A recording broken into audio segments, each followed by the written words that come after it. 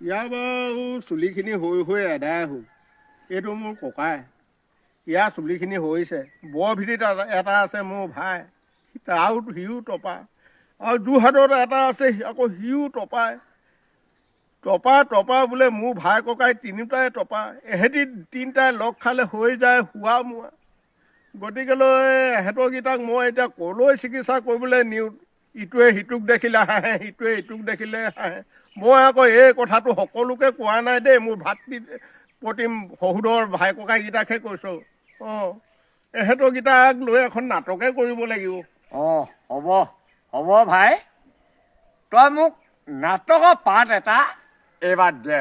অঁ, দিম। তোক নাটকৰ নহয়, নাটিকাত এইবাৰ অকল টপা মানুহখনকে টপা মানুহখনকে লগ লৈ নাটিকা আৰম্ভ কৰিম। দিবি।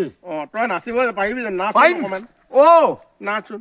ঘিনচিকি বজালি কৰ পৰা আনিলি অ' ককাইদেউ বিলাতী ঐ টোকাৰী